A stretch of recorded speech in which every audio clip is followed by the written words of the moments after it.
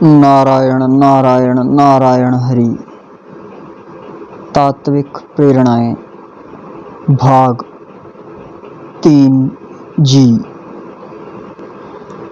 हमारा शरीर प्रकृति का अंश है, प्रकृति का एक हिस्सा है, प्रकृति का ही एक अंग है। जैसे हमारे इस शरीर पर अलग अलग अंग हैं, हाथ, आँखें, कान, नाक, मुख, पैर, पेट, ये सब संपूर्ण मिलकर एक शरीर हैं। ऐसे ही प्रत्येक व्यक्ति संपूर्ण व्यक्तित्व एक होकर के प्रकृति है। हम सभी शरीरधारी इस प्रकृति के अंश हैं और जब हम इस शरीर से मुक्त होकर स्वयं को जान लेते हैं तो हम स्वयं को परमात्मा के अंश जान लेते हैं। जैसे शरीर का प्रत्येक अंश शरीर की सेवा करने में लगा है। आँखें शरीर के लिए काम कर रही हैं, पैर शरीर के लिए काम कर रहे हैं, हाथ शरीर की सेवा में लगे हैं। ऐसे ही प्रत्येक व्यक्ति संसार का अंश है। प्रत्येक व्यक्ति का कर्तव्य है कि संसार की सेवा में लग जाए।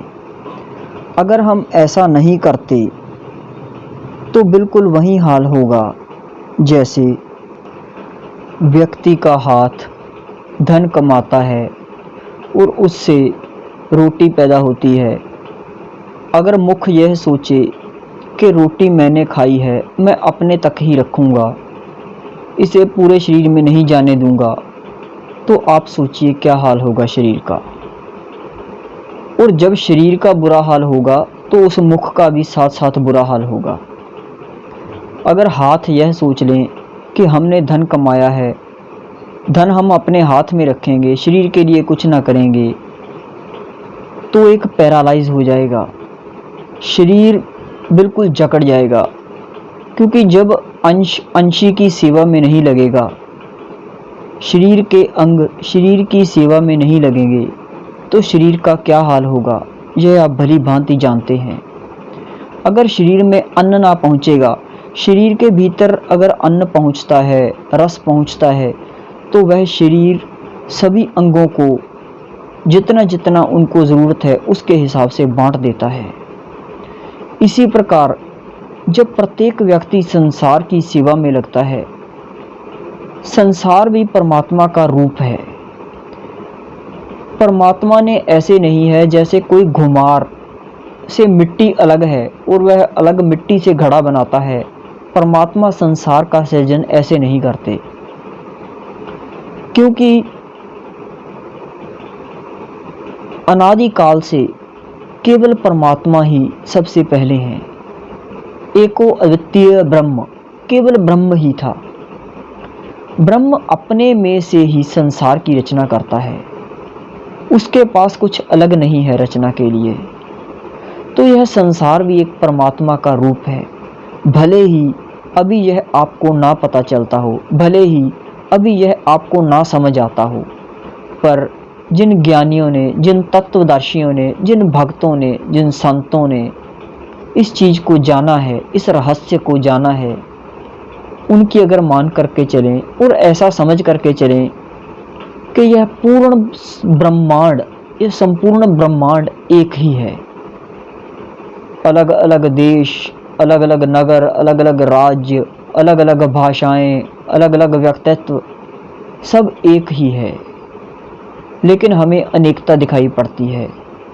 अगर हमें इन अनेकता में एकता के दर्शन हो जाएं, तो तत्क्षण हम उस ब्रह्म को उपलब्ध हो सकते हैं। भगवद गीता में भगवान 3 अध्याय में अन्न को भी ब्रह्म कहते हैं। भगवान अन्न को पदार्थ की भांति नहीं देखते, वह अन्न को भी कहते हैं कि अन्नम ब्रह्म, अर्थात अन्न भी परमात्मा है। अन्न कहाँ से आता है? भूमि से, जमीन से। वर्षा जब जमीन पर पड़ती है, वर्षा ना हो तो अन्न ना हो, भूमि ना हो तो अन्न ना हो। कहने का अर्थ ये है कि हमारा जीवन और यह संपूर्ण प्रकृति एक दूसरे से जुड़े हुए हैं। और वर्षा कैसे आती है? वर्षा आती है यज्ञ से। अगर आप शास्त्र चिंतन करें तो पुरातन समय में यज्ञ हवन से वर्षा के देवताओं को प्रार्थना करी जाती थी, उससे बरसात होती थी। ये देवता हैं क्या? दरअसल दिव्य आत्माओं को ही देवता कहा गया है।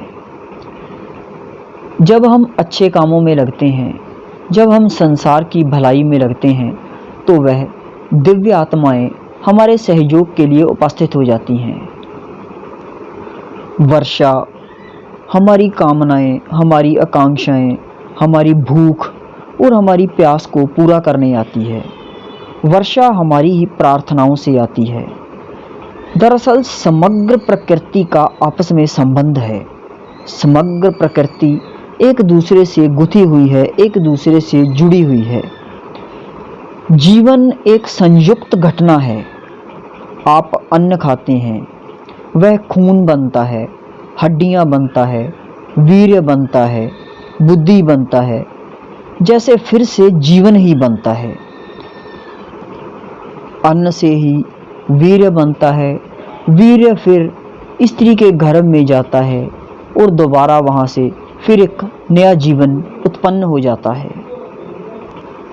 भगवान भगवद गीता में कहते हैं कि यह सब कर्म यज्ञ से होते हैं। अन्न आता है वर्षा से और वर्षा आती है यज्ञ से। यज्ञ का यह अर्थ है जब मनुष्य अच्छे काम करता है और जब मनुष्य परमात्मा पर समर्पित होकर के जीता है। जो तो परमात्मा सब तरफ से उसकी फिक्र करता है। जो व्यक्ति परमात्मा पर पूर्णतः निर्भर हो जाता है तो पूरी प्रकृति उसकी चिंता करती है। और जब आदमी बुरा होना शुरू हो जाता है तो अहंकार से भरता है। दरअसल बुराई आती ही व्यक्ति में तब है जब वह अहंकार से भर जाता है, जब वह मैं और मेरे में बंध जाता है। जब व्यक्ति यह समझने लगता है कि मैं ही सब कुछ हूँ, कोई परमात्मा नहीं, तब जीवन सब ओर से विकृत होना शुरू हो जाता है। यज्ञ का अर्थ ही है परमात्मा को समर्पित लोग, परमात्मा को समर्पित जीवन, परमात्मा को समर्पित कर्म। व्यक्ति के प्रत्येक कर्म से तरंगें पैदा होती हैं। जैसे हम नदी में कोई कंकर मार दें, कंकर तो नीचे चला गया, लेकिन उसकी लहरें चलती रहती हैं और उस अनंत समुद्र पर अपना प्रभाव डालती हैं। इसी प्रकार व्यक्ति के कर्म हैं। अगर आप अच्छे कर्म कर रहे हैं तो वह भी इस संसार पर अपना प्रभाव डालते हैं। और अगर आपके कर्म अहंकार से प्रेरित हैं तो वह अलग तरह का प्रभाव डालते हैं इस संसार पर। नदी को नमस्कार करने वाला भी नदी से एक मैत्री मान रहा है। सूर्य को नमस्कार करने वाला भी सूर्य का उपकार मान रहा है। पृथ्वी को प्रणाम करने वाला भी पृथ्वी का उपकार मान रहा है। जो पहाड़ों को नमस्कार कर रहा है उसका भी एक भाव है। लेकिन आज भाव पूर्ण होना मूर्खता लगने लगा। उसका भी एक कारण है, क्योंकि हमारी क्रियाएं यंत्रवत हो गई, हमारी क्रियाएं मैकेनिकल हो गई। हमारे भीतर कोई भाव ना रहा, हमारे भीतर कोई तरंग ही ना उठी। मनुष्य को प्रकृति से किसी दुश्मन की तरह नहीं, बल्कि मित्र की तरह, प्रेमी की तरह व्यवहार करना चाहिए। इस जगत में, इस पूर्ण ब्रह्मांड में कुछ भी अलग अलग नहीं है। सब कुछ संयुक्त है, सब कुछ एक दूसरे से जुड़ा हुआ है। अगर हम प्रकृति का ध्यान रखते हैं तो प्रकृति हमारा ध्यान रखती है। अगर हम दूसरों का ध्यान रखते हैं तो दूसरे हमारा ध्यान रखते हैं। सवाल असल में कृत्य का नहीं, सवाल तो हमारे भीतर के भाव का है, क्योंकि भाव से ही तो सभी कृत्य निकलते हैं, भाव से ही तो सभी कर्म जन्म लेते हैं।